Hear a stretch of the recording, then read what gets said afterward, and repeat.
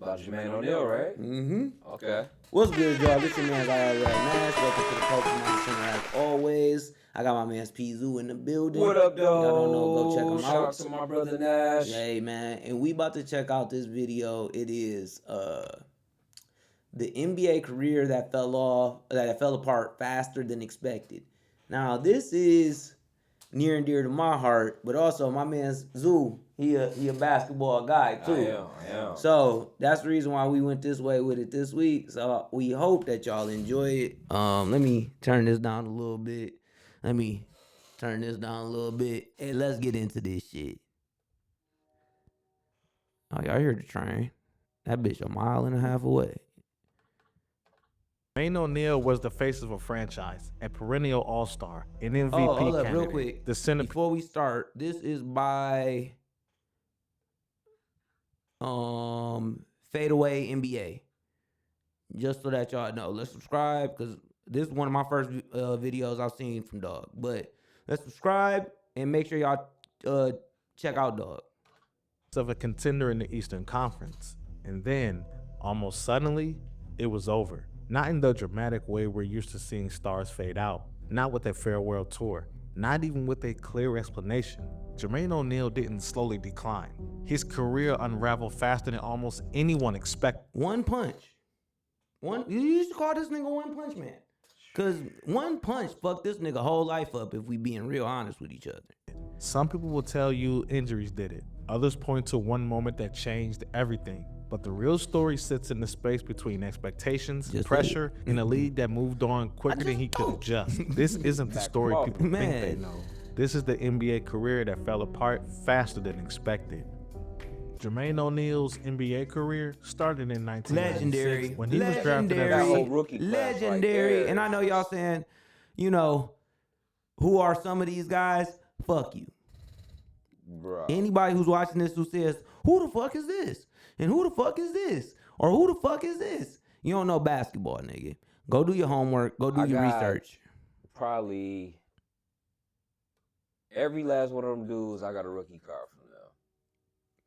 Rookie cards. For real. See, I need to get on the sports card shit. The crazy part is, man, Kobe was supposed to play for motherfucking Charlotte. Yeah. Charlotte great at trading away their picks that they need. Shit, nigga, I'll take that bag of Fritos for nothing. Man. Low-key, best player in the draft was this one right here. Kerry Kittles. Yep. He was a Technically. He was a monster. He was the most ready, like the most developed out of all of them when he came into the league. The crazy part is he went like what, number 7? Ooh, nah, you got me there. I don't know Marcus exactly. Camby went number 2. Stephon Marbury went number 3. All I know is Kobe went 13. 13. Sharif Abdul-Rahim was 5, I think. Yeah. Jermaine O'Neal. Marcus Camby went 1 or 2. He went 2. Definitely. Because Allen Iverson went first. He went like 5, right? Who? No, Stephon Marbury went number 3. Oh yeah, right. He went number 3. Then you figure Steve Nash, he went like number 20 something. I don't know the order. I can't even hold you up. Antoine Walker was like number 8. Kerry Kittles was number 7. Ray Allen was like number 5 or 6 or something. I'm just saying, coming out of college, he was technically the pick. Because it was just like he had done the things in college that Villanova. That you expect people to do at that point. Like technically Marcus Camby, if I'm not mistaken, he was a one and done, right? No, because I think back then it was mandatory you had to play multiple years. Was it 2 years at that point? I think so. Well, Kobe came out of college. Coming out of high school. My bad. You gotta know what the fuck I meant. Come on, don't.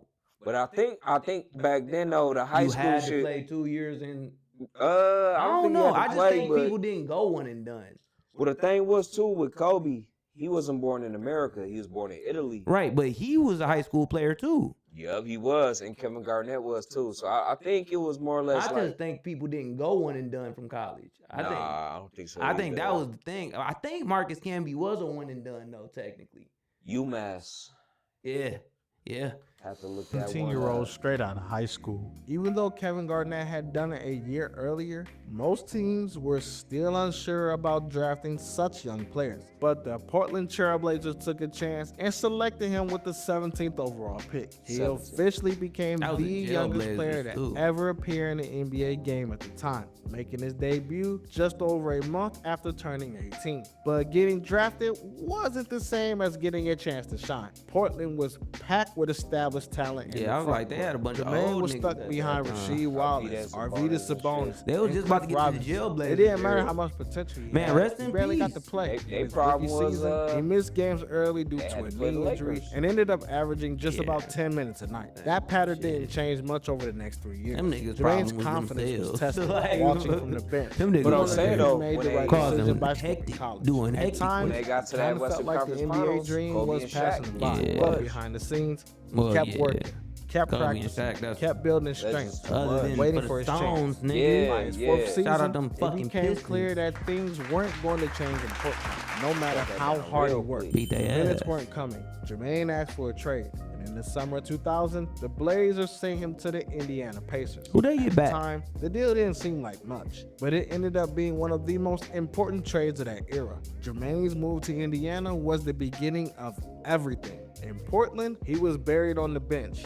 In Indiana, he was handed a starting role right from the jump. His first season I with the would've. Pacers showed what he could do when given a real opportunity. That was Lottie He averaged Levi. nearly 13 points, 10 rebounds, and led the league in total blocks. It was a breakout year. From there, his game just exploded. How you lead the league in total 2002, blocks and don't Jermaine get no O'Neal deep? was named the NBA's most improved player. That same season, he made his first All-Star team. He became the face of the Pacers, especially as Reggie Miller was nearing the All end right, of bro. his We career. not this Jermaine old. was now We a not 20 that point per old. game. That's crazy. That's crazy. No. Why can't I see nothing? Who is Man, these niggas? I was watching this shit in real time, man. Bro, we not that old. That's crazy. Pacers, especially Just as crazy. Reggie Man, Miller this look was like high nearing the school end of game his tape. career. Jermaine was now a 20-point per game scorer, a double-double machine, and one of the best defensive big men in the league. By the 2003-2004 season, the Pacers had the best record in the NBA, winning 61 games. O'Neal led the charge, averaging over 20 points and 10 rebounds per game. With Ron Artest and Steven Jackson alongside him, Indiana had a real shot to win it all, but they fell Them short niggas. in the Eastern Conference Finals against the Detroit Pistons, who went on to win the NBA title. That loss hurt, but what happened next season hurt more. 2010, And 2 it and 2, changed and 3 everything. almost? That's On November crazy. 19th, That's a stat. 2004, the NBA changed forever. The Pacers were playing the Pistons again in Detroit. With less than a minute left in a blowout Man, win, the malice a at the hard foul palace. led to a Bro, I was watching this game on TV. Me too. I remember this shit like it was yesterday because I'm watching the game. I shouldn't even be up. And my brother ended up getting sick because the next day he had to take the test so that he could go to St. Mary's. Because back in the day, to go to the prep schools, I don't know if they still do that, but to go to the prep schools, St. Mary's, Notre Dame, shit like that, you would have to take this test to actually place to see if you could go to the prep schools to begin with.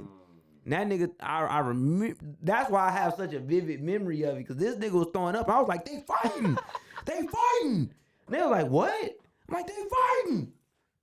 They whooping each other ass. Bro, literally, I'm just like, they fighting. Bro, this shit crazy. I didn't think what I was watching was about to be that. I knew it was wild, but I just didn't know it was about to be like this changer for the whole league. Motherfuckers really jumped into them stands like that. Like, that shit. Then the motherfucker try to square with Big Ben. This motherfucker arm this big Bro. at that time. And he like, Tell me this recent shit didn't kind of remind you of that shit, though. without hopping in the motherfucking stands, yeah, you Yeah, right. bro. Of course, Yeah. hopping in, like, that was, Ron, you deserve the year. I can't lie to you, bro. I know they did fuck y'all over. As a Pistons fan, I know they did fuck y'all over, but you deserve the year, my nigga. You went into the stands and beat a nigga ass. You're 6'8". Stop it. Or you're 6'5" at least. Stop it, please. Please. Yeah, that's But when Dog pushed Dog in the face the way he did, I was like, oh shit. And then this nigga Isaiah Stewart, Beef Stew, calm down. We trying to win a chip, nigga. bruh. I know we long away from that right now, technically, but nigga, we trying to win a chip. You over here About to fucking sink the whole battleship. Damn. Stay on that bench. Shit, man. Stay on that bench, dog. Leave Come it on. alone, man. We all know. Whoever done played sports their whole life, the code is it ain't the first nigga who get caught, it's always the second one. Stop playing that game as if, nigga, you are in the streets. You 24 years old, bro. You can't be a thug. You can't be a thug. Because you've been in the NBA for like 6 years.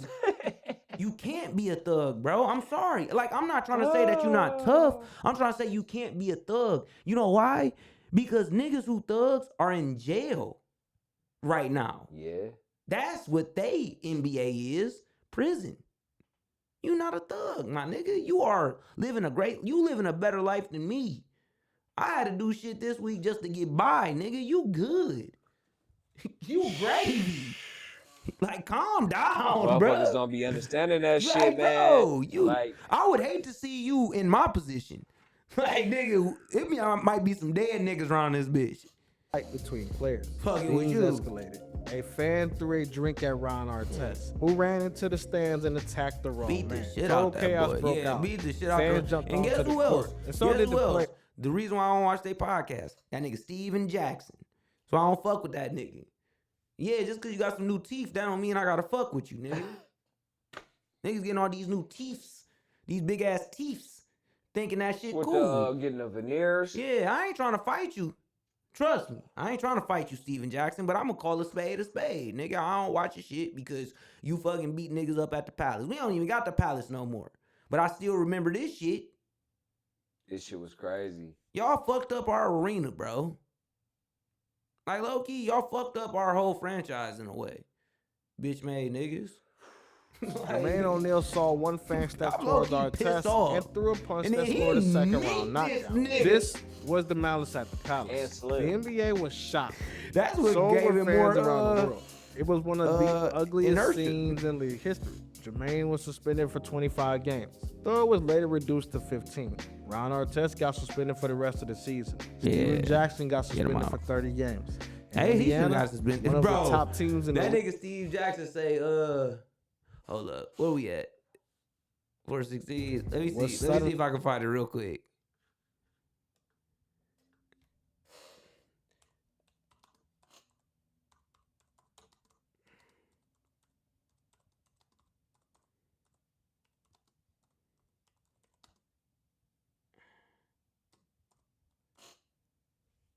Yeah, I know I probably spelled it very bad because I'm not good at spelling.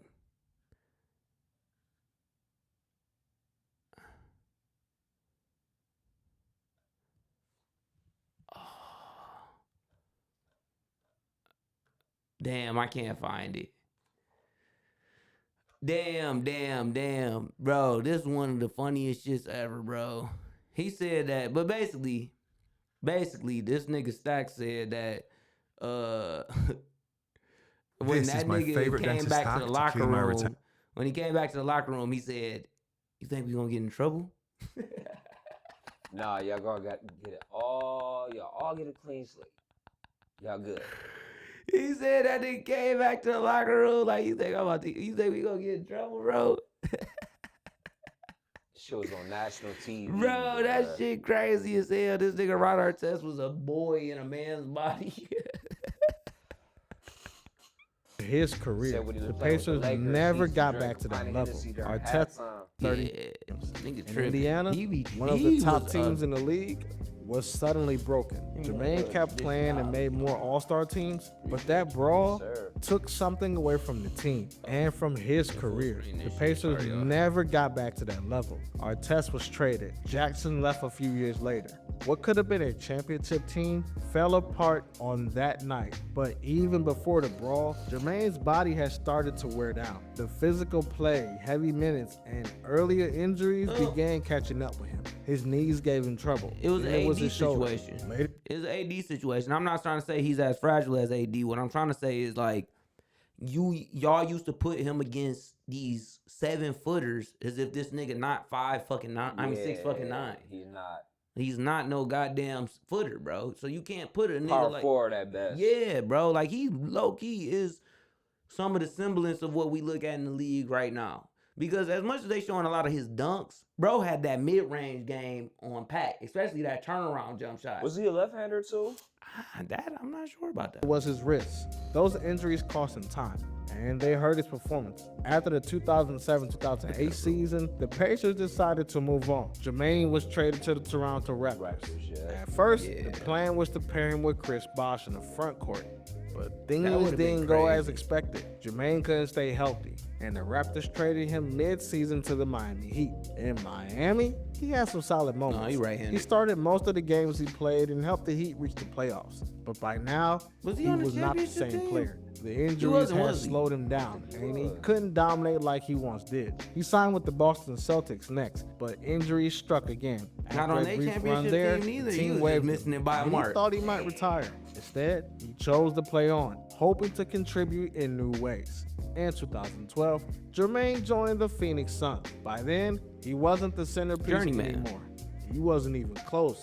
But he embraced the new role. He became a leader in the locker room, guiding younger players and leading by example. He still had flashes of great play, like scoring 22 points and grabbing 13 rebounds against the Spurs. They were all good quality players, but few and far in between.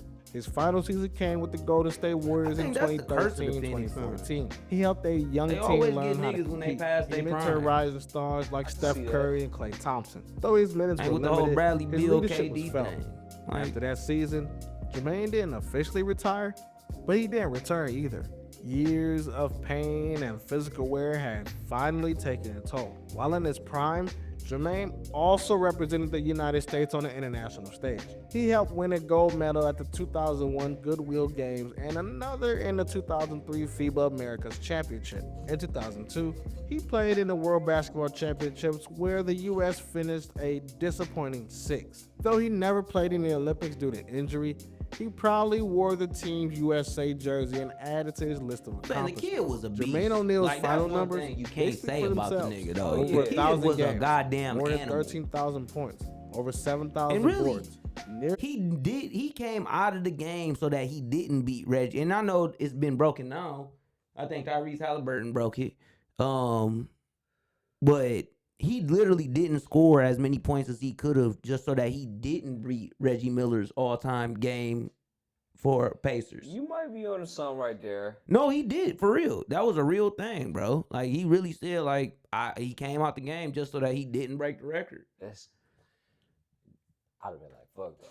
2,000 blocks, 6 All-Star players. I've been like, I'm better than Reggie All-NBA Miller. second team in 2004, third team selection in 2002-2003, most improved player in 2002. He still holds franchise records with the Pacers, including most blocks in a season. I mean, the guy was incredible at his peak. When Jermaine O'Neal stepped away from professional basketball in 2013, he didn't fade into the background. Instead, he shifted gears and entered the next phase of life with the same determination and focus that made him a star on the court. Unlike many athletes who struggle with life after sports, Jermaine had a plan. He didn't wait until retirement to start thinking about his future. In fact, he had been preparing for it from the very beginning. Jermaine entered the NBA as a teenager, but even at that young age, he knew that basketball wouldn't last forever. He didn't waste money trying to impress people. While other players bought luxury cars and oversized mansions, Jermaine made smarter choices. He took care of his family, saved his money, and began learning how business worked. He studied the people around him, asked questions, and quietly built their path towards long-term success. I feel like over time, when you are a player like that who's surrounded by all of these athletes who are getting these major endorsement deals constantly and you're not getting those, I think that even puts that bug into your brain to be like, I have to actively go and do something more. Yeah. I gotta put my money aside. I gotta do this. Be frugal. Yeah. You know what I'm saying? Because like, I'm not getting and I'm not saying he didn't have endorsements, obviously. I'm just saying, like, when you're not having the Kobe level endorsements, the Chris Paul level endorsements, the LeBron level endorsements, it's like, nigga, that NBA money, as much as we try to make, especially at that time. Now, I don't know what niggas gonna, like, there's gonna be some billionaires in the next 10 years who play in the league. Yeah. Like, it's gonna be niggas who basically making $1 billion in 5 years, 6 years. Man, it might be niggas making 500 and 600 million right now. Football players, they doing it. You know what I'm saying? Like, but I digress.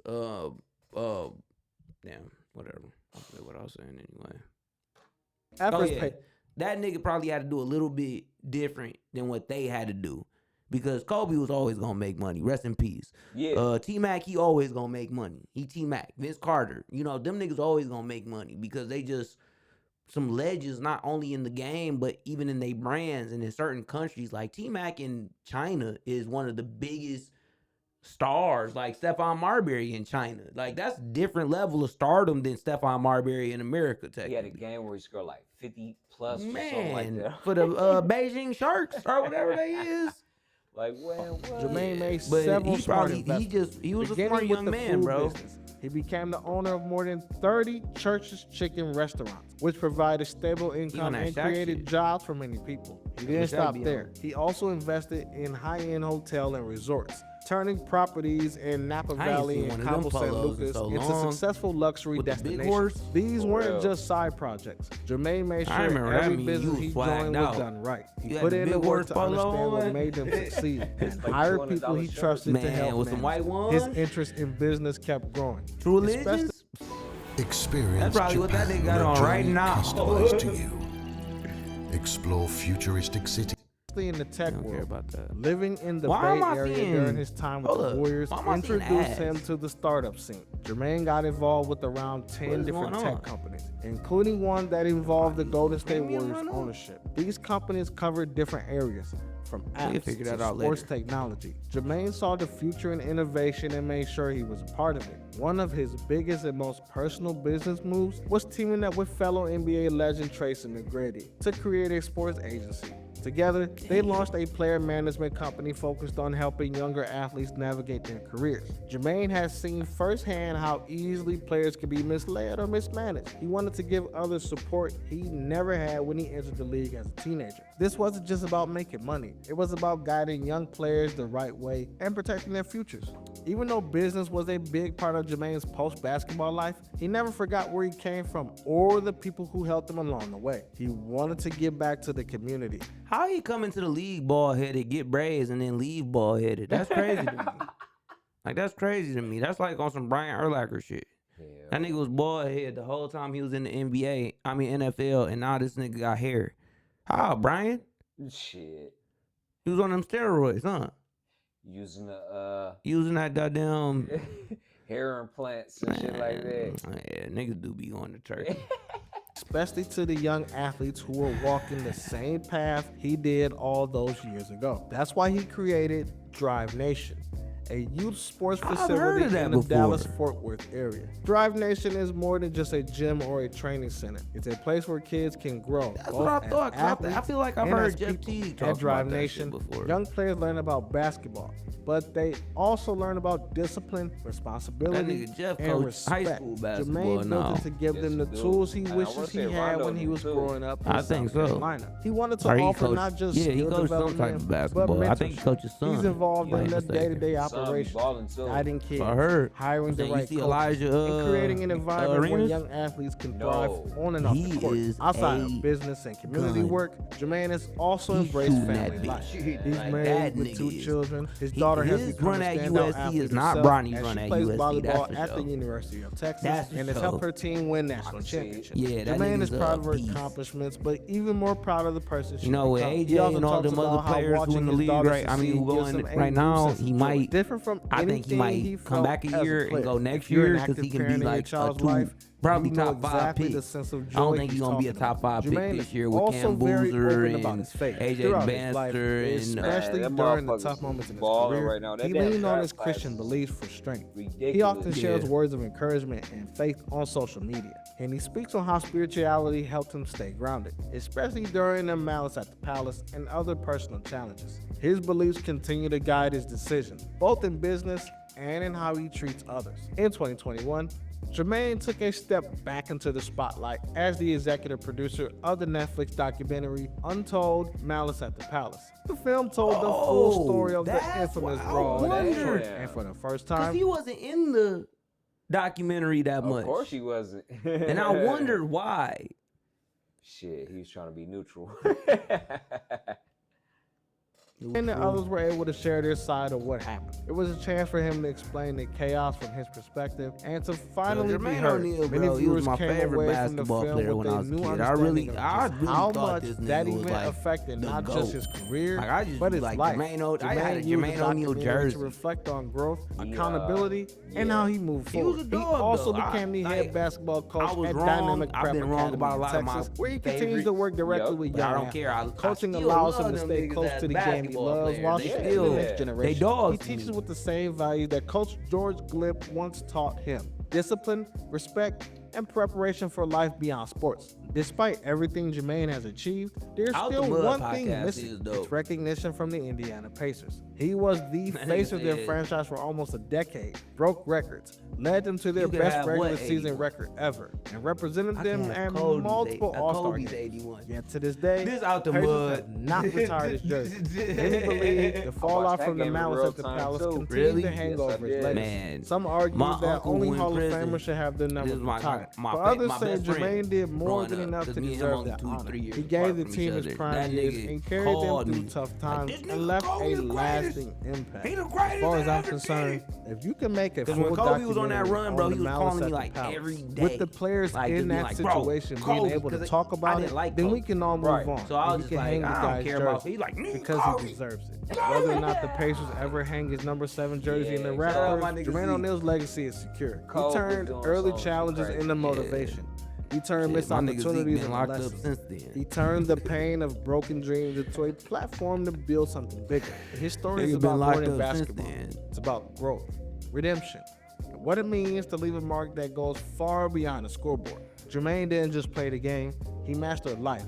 And in doing so, he became an example for anyone who has ever been doubted, knocked down, or Especially as a underestimated. young player. As of today, he's still the As a young head player, you basketball should coach at strive to be Dynamic more like Prep this Academy. than a lot of His son brothers. Jermaine Fresh Jr. out of high also school, played for the too. team. Yeah. In 2025, You might not be LeBron Dynamic James. Prep You became aren't one of going the to be best LeBron high James. school Yeah. basketball teams in the And not US. because you Even are as good as beating him, the top but schools. just by They taking were the steps invited that to he's join the already Overtime paved Elite out, League, a you can be league this. for top high school stars. His Just by journey the is money living that you proof make. that Yeah. even when things He had to don't do it go off as planned, 5, 10, 20 you million can dollars. still find a do way it off to win. 100. Thank you so much for watching, and I'll see you in the next one. Hey, Interesting. fade away.